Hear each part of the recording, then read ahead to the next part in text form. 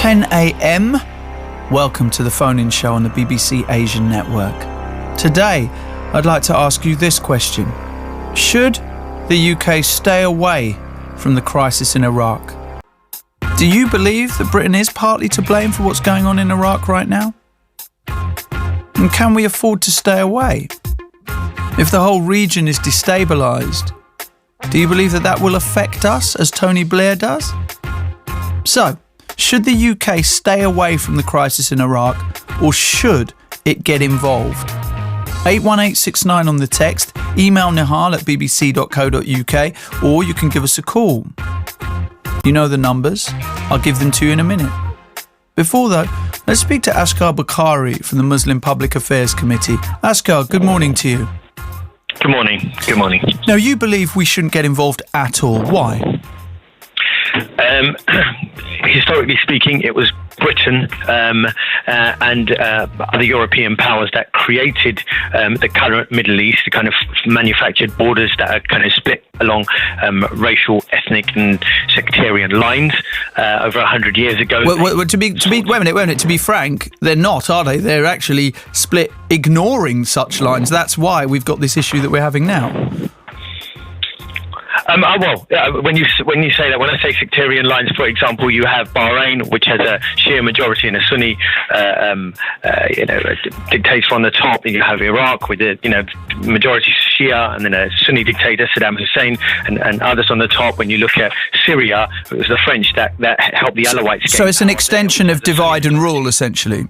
Absolutely, yeah. And they've maintained that order, that manufactured world order, across the Middle East for 100 years. And what you're seeing now is a fracturing of it because of, again, Western policy in Iraq. Tony Blair. So should just to be clear, before I go to Professor Glees for a minute, you feel that we should just leave them to get on with it, and if the countries fracture along sectarian lines, then accept that. The country fracturing in any way, the countries have already been fractured by the West. They created these countries. If they now fracture in other ways, that's their business. They have a right to choose however they want their maps to be drawn, not us. We don't impose it on them. Okay, all right, we're going to stop you there because I want to bring Professor Glees in. He's got about 30 seconds, but Professor Glees, I promise I'll bring you back in after we play a track. Professor Glees, we have a responsibility to get involved according to you, don't we? Absolutely. We were involved in 2003, rightly in my view, because we thought Saddam Hussein was an odious dictator with weapons of mass destruction, which he had used and would use again, that he was destabilizing the whole region. We were right to be involved in 2003, in my view, and we absolutely are involved now. Okay, Professor Glees, thank you for that. We'll come back to you in a bit. Here, let me return to Professor Anthony Glees, who's the Director of the Centre for Security and Intelligence Studies at the University of Buckingham. Professor Glees, what do you make of Asghar Bukhari's point that these fault lines were drawn up by European powers a century or so ago, and it would be just to add to the mess if we were to get involved now? We've done enough, stay away from the region, and if it does fracture along sectarian lines, then they were the lines they should have been in the first place. Well, I understand the first part of what he's saying. I absolutely deplore the second part of what he's saying. Yes, he's right. We drew the maps of the countries in that troubled region. We imposed borders on people who very often had moved around the whole area in a nomadic sort of way. We did that. And it follows from that because we did it, we have a responsibility to intervene to save innocent people from being slaughtered. You can't say, oh, the maps were drawn by the West and therefore the West shouldn't do anything now that people are being killed in this absolutely awful way. It's precisely because we have a responsibility that we have a responsibility now, and we should be involved. We shouldn't say exactly what we are going to do. ISIS are our mortal enemies, and we shouldn't tell them exactly what we would propose in order to stop them in their tracks, but they must be stopped in their tracks It's exactly the same logic that people like Tony Blair, and I thought he was right, used in 2003. It's exactly the same logic that David Cameron put forward last year when he talked about intervening in Syria. Again, I thought he was absolutely right. You'll remember that his own backbenchers and the Liberal Democrats in Parliament stopped Britain from agreeing to intervene at some stage in the future. If we had done, I do not believe that ISIS would be as strong as it is today. So certainly we should do things to stop being slaughtered. We are still a global power with global interests. We have a responsibility, and to sit on our hands encourages people who would wish to do us harm. Asghar Bukhari.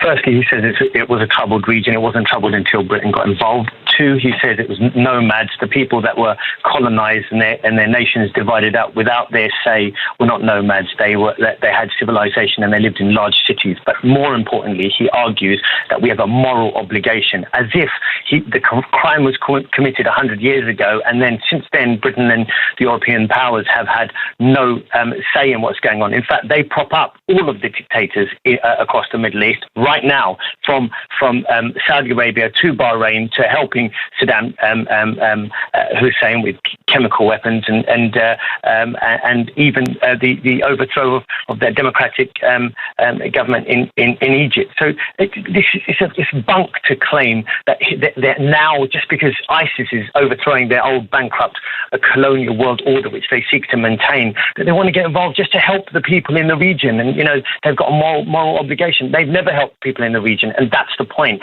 They have no interest in the people in the region. But where's the morality? Where is the morality, Asghar, in letting them slaughter themselves? Where's the morality in that? Slaughter themselves. They're being slaughtered by each other. They're slaughtering each other, Asghar. Where's the morality in allowing them to do that? Well, Asghar Bukhari is clearly that is a civil war. That is a civil war. That is a civil war to overthrow the colonial dictators that the West have placed upon them. There is no good that can come out of this. But what we have here is do we allow people? But civilians are murdered in civilians by far die more than military people, don't they? We know that in civil wars, Asghar. So should we just let them die? But they do that by Western dictators. What you're arguing is a premise to say, well, innocents are dying. Let the people who created this and maintained this evil order, right, or colonial order, for them to help, as if they are going to make it better. And what I'm arguing is, innocents are dying, but they're dying anyway due to the Western order, and they will continue to die as long as we allow the West to fracture the Middle East. Professor Glees. They are not going to make it better. They're going to make it worse. It's clear that Mr. Bukhari supports ISIS. I've never heard such nonsense. Wait, Asghar, just let him finish his point. His claim that the West gave Saddam Hussein chemical and biological weapons is utter drivel. Everything is the other way round. But he's rumbled. You have rumbled him in your questions, Nijal. It's very clear that he believes that ISIS should be given a free hand in Syria and Iraq to slaughter those people who have a different interpretation of Islam to his own. And of course, I didn't say that everybody in the Middle East was nomadic. I said it included people who knew no borders until we in the West imposed borders on them. That's why we have a responsibility. And slaughter in the way in which ISIS is carrying out this slaughter is an affront to everybody, whether they're Muslim, Christian or Jew. Therefore, the premise for going in the first place was a flawed one.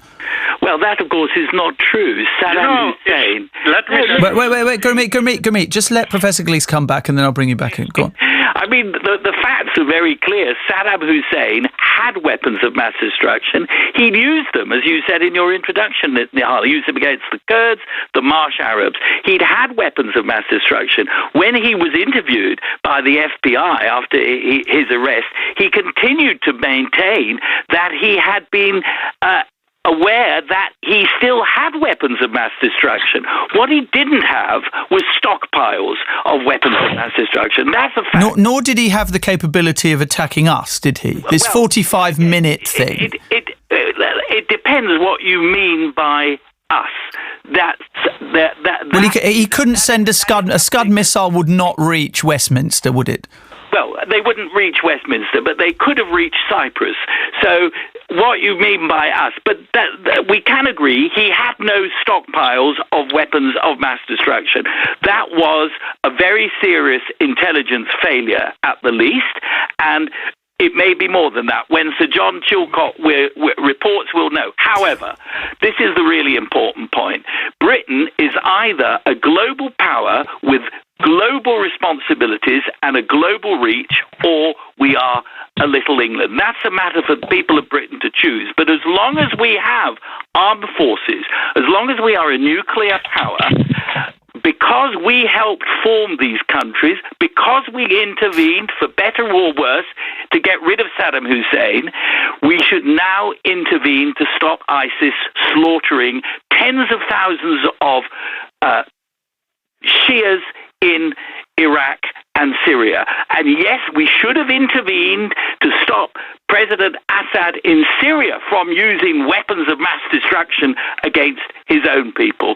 As long as we are this sort of country, then we have to intervene. If people want us to be a different sort of country, I can understand that. But Professor Glees, do you not see that the reason that the British Parliament was so reticent to get involved in Syria is because of the backlash? The reason that Obama is so reticent to put troops on the ground is because of what Bush and Blair did. And, of course, the blowback on that.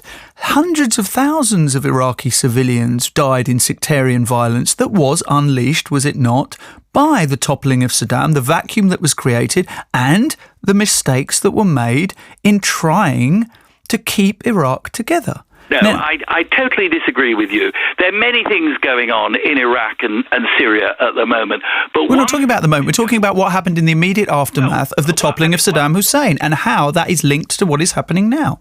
Well, one mistake that was made, but it is not the mistake is not the responsibility of the West, you could say. The mistake is the responsibility of Sunnis and Shias who refuse to live together. By taking out the military administration, by not willing to work with anyone from the Ba'athist regime, you created a vacuum that was filled by militias. By the Shia militias and Sunni militias, and it did result, did it not? You cannot say that it didn't result in huge amounts of civilian death and sectarian violence. This is not new to Iraq. Sectarian violence is not new to Iraq, is it? No, well, that's the point. Sectarian violence is not new to Iraq, and it was undoubtedly an error. But the responsibility for that error lies with the people of Iraq, the Sunnis, the Shias, and the Kurds. And the important thing is that they should live in peace. Now, the current government in Iraq has worked together with Shias and has undoubtedly fueled Sunni resentment against the regime. Many mistakes have been made. The responsibility of the West is to try to bring some kind of stability into that area. The West can't solve the dispute between Sunni and Shia. It's been going on for more than 1,000 years. So what needs to be done is not to run away. You say David Cameron and, in particular, Barack Obama are trying to run away from this issue. They're reticent. Now, there's no disagreement between us. They are afraid. Absolutely, they are afraid. But you cannot let fear prevent you from doing the right thing. And President Obama has got the choice. So is that troops? He will have to intervene. Do you think that actually genuinely means putting US boots on the ground in Iraq again? Well, boots on the ground can, again, mean different things to different people. So for some people, boots on the ground means... Well, there are boots there now, 275 pairs of them. Other people. But in the end, yes, if it takes American troops to stop the Sunnis who support ISIS from massacring the Shias, yes, then American troops are needed with British support. But we don't have to say now what we will do. Okay, all right. These people are cowards. They're cowards.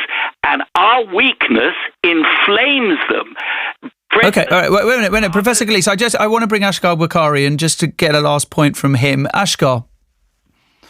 I mean, I just listening to that right-wing extremist warmonger makes my blood boil, and none of his points make any sense. Look, the fact specifically when he claims that the Shia and Sunni is nothing to do with the bloody war that he pushed for, right? Him and his ilk. Well, the fault lines predate the war, don't they? I mean, the enmity between Sunni and Shia does predate, does it not? Of course, but not in this bloody fashion. This bloody fashion, in fact, occurred due to the way the colonial powers ensured that there would be this sectarian bloodbath by propping up dictators of the opposing ideology over a majority that was the opposing one, and ensuring that they had to ruthlessly suppress the majority to keep power. So it was inbuilt into their system. It was inbuilt into the Sykes-Picot Agreement 100 years ago. And the unravelling of that was bound to happen and bound to thus cause the bloodshed that was designed in the DNA of the structure. So this is someone who doesn't know his history, or someone who's trying to lie about their history would not know that, right? Or would like to conceal that. The second point is he says that these people who are now taking up arms, these people who are taking up arms are a reaction to an unjust order. They don't want their lives to be dictated by American. But look what they're doing. Yeah, but look. Okay, Asghar, are you genuinely painting these guys as some kind of Robin Hood characters? They're Jedis fighting against the evil empire. I mean, these are people who.